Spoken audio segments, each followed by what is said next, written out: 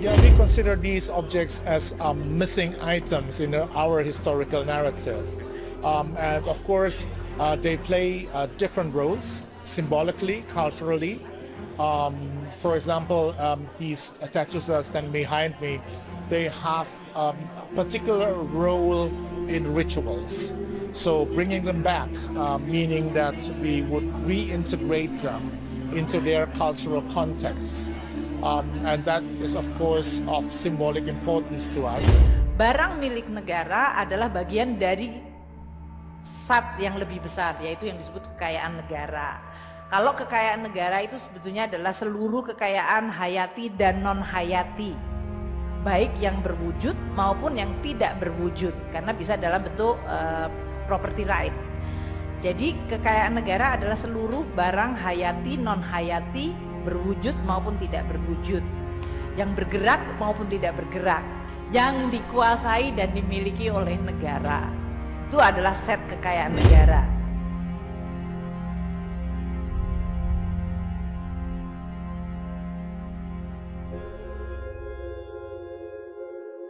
En het bedrijfsgebruik, extreme geweld van Nederlandse zijde in die jaren en het consequent wegkijken door vorige kabinetten, maak ik vandaag namens de Nederlandse regering diepe excuses aan de bevolking van Indonesië. Barang milik negara itu sebetulnya mencerminkan bagaimana peradaban suatu negara itu mampu. Dia mencerminkan kemampuan suatu negara untuk merencanakan dengan baik. Dia mencerminkan suatu peradaban dari suatu bangsa untuk menghargai yang dia bangun sendiri. Dia mencerminkan apa yang disebut kepedulian antar generasi.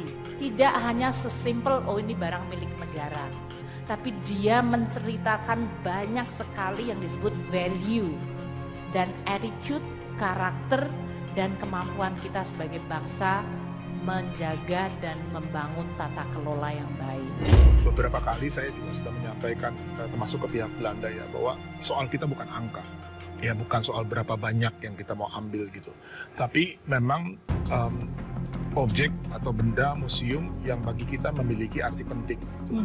Dan 472 misalnya, semua benda-benda ini adalah keping-keping gambar sejarah kita yang hilang. Ya, karena dibawa ke sana gitu ya. Membawanya kembali melengkapi gambar.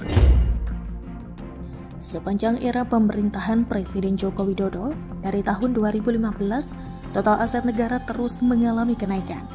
Pemerintahan Presiden Joko Widodo tercatat mempunyai total nilai aset negara sebanyak 11.454 triliun rupiah hingga tahun 2021. Nilai aset tersebut naik 7.543 triliun rupiah sejak tahun 2014. Berdasarkan laporan keuangan pemerintah pusat atau LKPP yang sudah diaudit oleh Badan Pemeriksa Keuangan atau BPK, menunjukkan total aset negara pada tahun 2014 mencapai 3.910 triliun rupiah. Tercatat aset lancar, investasi jangka panjang, aset tetap, piutang jangka panjang dan aset lainnya mengalami kenaikan sejak 2014. Kenaikan paling signifikan yaitu pada aset tetap sebesar 4.232 triliun rupiah. Jumlah aset tetap pada tahun 2014 mencapai 1.714 triliun rupiah. Kemudian naik menjadi 5.947 triliun rupiah pada 2021. Untuk investasi jangka panjang naik sebesar 2.168 triliun rupiah.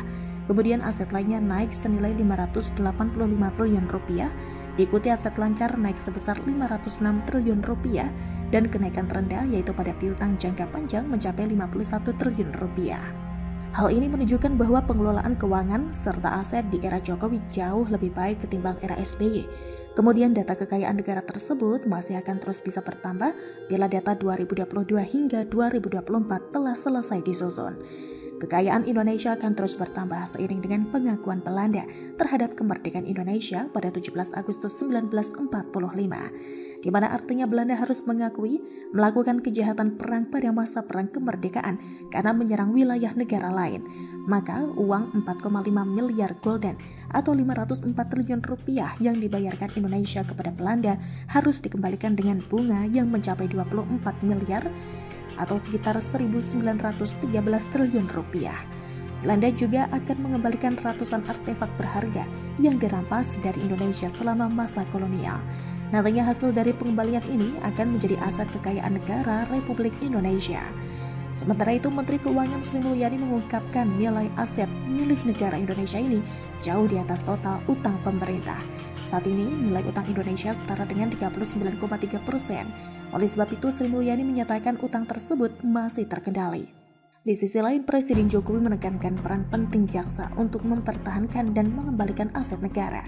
Hal ini karena aset negara yang seharusnya dikawal dengan sangat ekstra ketat ternyata sangat mudah dimanipulasi, khususnya mereka yang mengetahui cara menyiasati kelemahan pengelolaannya. Begitu leluasa memindahkan aset itu menjadi ajang mengeruk keuntungan. Untungnya Jokowi sebagai Presiden Indonesia bergerak cepat dalam senyap.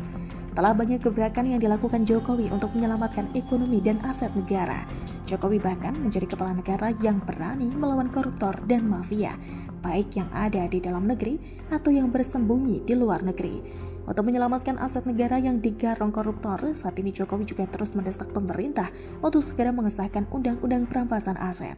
Jokowi terus berkomitmen memperjuangkan kekayaan negara ini. Untuk itu harus kita dukung agar kita tidak menjadi bangsa yang apatis terhadap negeri sendiri. Bersorak-sorak seakan Indonesia tidak tumbuh sebagaimana mestinya, padahal bersama Jokowi, Indonesia sudah maju sangat pesat dari sebelumnya.